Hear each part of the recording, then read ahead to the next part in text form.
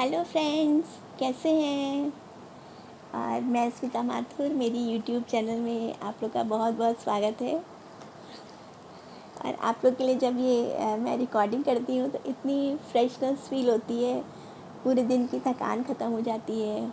और ऐसा लगता है कि जीवन में कोई उद्देश्य है, कोई एक अच्छा काम है जिसे कर रहे हैं। और मैं चाहती हूँ कि मैक्सिमम काफ़ी लोग मेरी कहानियाँ सुने और उसका आनंद उठाएं। तो आप अपने फ्रेंड्स के साथ में, रिलेटिव्स के साथ में इसको शेयर कर सकते हैं। और ये कहानियाँ ऐसे जो हर वर्ग के लोग सुन सकते हैं, उच्च वर्ग से लेके और लोअर मिडिल क्लास तक सभी लोग सुन सकते हैं। तो चलिए, आज मेरी कहानी है, आपको बड़ा मज़ा आएगा सुन के कि मैंने उसका मानवीकरण कर दिया है, जिसको इंग्लिश में पर्सोनिफिकेशन कहते हैं। और मेरी आज की कहानी का नाम है मेरी सेंट्रो। आप समझ रहे होंगे कि मैं किसके बारे में लिख रही हूँ।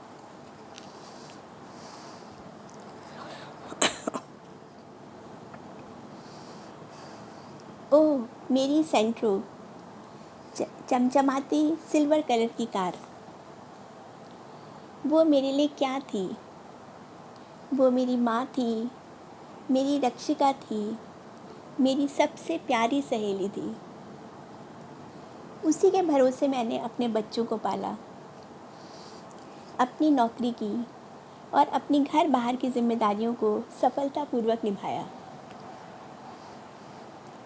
आलू, प्याज, फल सब्जी से लेकर झाड़ू तक मैं उसमें लाद कर ले आती थी।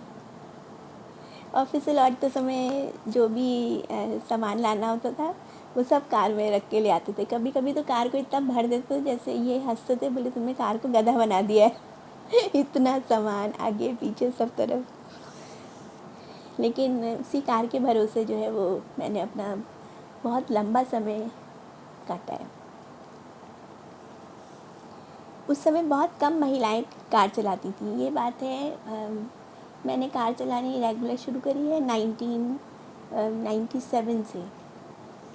आई थिंक 1997 में पहले मैंने फिएट चलानी सीखी थी। फिएट थी, पापा मम्मी ने भेज दी थी। और उसके बाद जो हमारी पहली कार आई थी वो सेंट्रो आई थी। तो 1997 में बहुत कम लेडीज़ चलाती थी। उस समय बहुत कम महिलाएं कार चलाती थी, अतः मेरा नाम ही सेंट्रो वाली मैडम रख दिया गया था। अच्छा, वो सेंट्रो वाली मैडम। मेरी हाइट कम थी, अतः मैं स्कूटर में दोनों बच्चों को बैठाकर नहीं चला पाती थी। उससे बहुत सी लेडीज़ जो थी वो स्कूटर चलाती थी बढ़िया, और उसमें दोनों बच्चों को बैठा के और कॉलोनी की सड़कों पे घूमती थी, बाज़ार जाती थी, उनको स्कूल भी छोड़ आती थी। और मेरे साथ ऐसा हुआ कि जब नया स्कूटर लिया काइनेटिक होंडा, और मैंने बड़ी खुशी खुशी सोचा कि चलो दोनों बच्चों को घुमा के लाते हैं। तो उस समय बिटिया थी मेरी 5-6 साल की होगी, 6 साल की, और बेटा से 4 साल बड़ा, तो 10 साल का होगा। तो बिटिया को तो आगे खड़ा कर लिया, और मेरा एक ही पैर टिकता था स्कूटर में, दोनों नहीं टिकते थे। तो बिटिया को तो आगे खड़ा कर लिया, और बेटू जैसे उचक के बैठा, खेलने वाला बच्चा, और भैया हमारा स्कूटर पूरा तिरछा हो गया, पूरा ही गिर गया। उसके बाद मैंने कान पकड़े कि नहीं भाई, दोनों बच्चों को लेके स्कूटर पे तो हम नहीं चल सकते, हमको तो कार ही सीखनी पड़ेगी।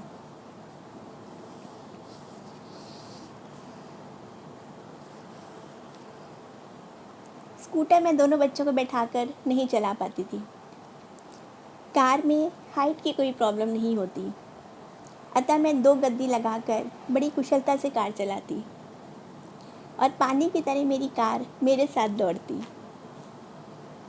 उसका पावर स्टीयरिंग जैसे किसी सुरीली सरगम की तरह मेरे हाथों में घूमता। वो हमारे जीवन की पहली कार थी, पहली नई कार थी। 3 फरवरी 2002 को जब हमने अपनी कार बुक की, तो मेरे पति ने कृतार्थ होकर अपने हाथ जोड़े थे और ईश्वर से प्रार्थना की थी, हे ईश्वर, यदि मैं ये कार खरीद पाया तो इसी से शिरडी श्री साईं के दर्शन करने जाऊंगा। उस समय कार खरीदना बहुत बड़ी बात होती थी। हमारी कार थी 3.25 लाख की आई थी। तो हम लोग ने प्रॉपर लोन लेके खरीदी थी, मतलब इंस्टॉलमेंट्स दिए थे 3-4 साल तक। और अप्रैल 2002 में हम निकल पड़े थे अपनी शिरडी यात्रा पर। हम दोनों, हमारे माता पिता और छोटे छोटे दोनों बच्चे, खाते पीते और नए नए अनुभवों को इकट्ठा करते हमने 2400 किलोमीटर की यात्रा पूरी की थी। इस बीच में पुलिस की गाड़ी ने हमारा पीछा भी किया और नागपुर के नाके पर हमसे पॉल्यूशन सर्टिफिकेट भी मांगा गया। सुबह शाम मेरे पति गाड़ी चलाते, क्योंकि उस समय भीड़ होती है सुबह शाम, और दोपहर को मैं चलाती थी। जब महाराष्ट्र की चिकनी सड़कों पर हमारा स्पीडोमीटर 80 से 120 की स्पीड टच करता या किसी ट्रक को ओवरटेक करते तो हम सब रोमांच से भर उठते। बहुत ही बढ़िया ट्रिप था वो, बहुत सुंदर ट्रिप था।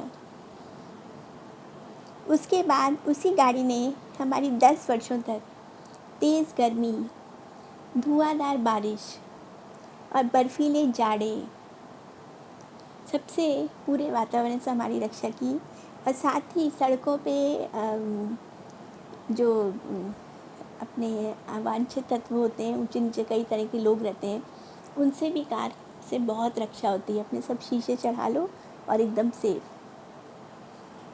अपनी टीनेजर बच्ची का पूरी हिफाजत से स्कूल से घर लेकर आना, रात बिरात बाज़ार या कोचिंग से वापस लाना, गंदे लोगों और अश्लील फफ्तियों से बचाते हुए उसे बड़ा करने में मेरी सेंट्रो का ही हाथ है।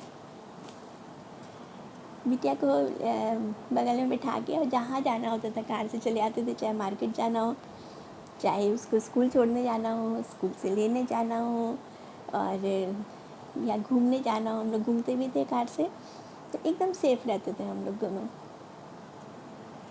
उसकी वजह से मुझे समाज में भी एक अलग ही सम्मान प्राप्त था, क्योंकि बहुत कम महिलाएं कार चलाती थी, तो लोग बड़े रिस्पेक्ट की दृष्टि से देखते थे।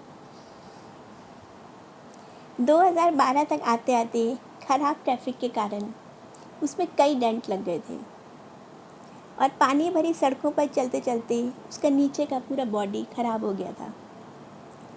फिर भी उसका इंजन और ड्राइविंग उतनी ही बढ़िया थी। उसकी इस कंडीशन के कारण हमें नई कार लेनी पड़ी और घर में रखने की जगह ना होने के कारण उसे सेल करना पड़ा। लेकिन जब वो गई, जैसे मन जार जार रो उठा था।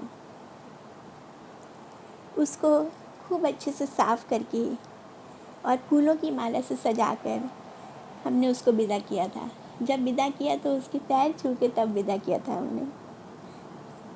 ऐसा लगा था जैसे घर का कोई सदस्य चला गया हो। मेरे पति तो कहते थे ये हमारी माँ तो है, माँ ही तो ऐसी होती है जो अपनी गोद में लेके घुमाती है, तो ये हमको अपनी गोद में बैठा के और सब जगह घुमाती है। आज भी उसकी छवि हमारी आंखों के सामने घूमती रहती है। धन्यवाद मेरी सेंट्रो, तुम्हें बहुत बहुत प्यार। तो ये थी मेरी पहली कार, नई कार सेंट्रो की कहानी। और आप सभी को जो अपना पहली कोई भी चीज़ होती है, चाहे पहला स्कूटर हो या पहली कार हो या पहली वॉशिंग मशीन हो, कुछ भी हो, उससे बहुत प्यार हो जाता है। एक बार मैंने अपनी मम्मी से कहा भी था, मैंने कहा मुझे ऐसा लगता है जैसे कि मेरी गाड़ी जो है जीवित है और ये कोई निर्जीव वस्तु नहीं है, जीवित है।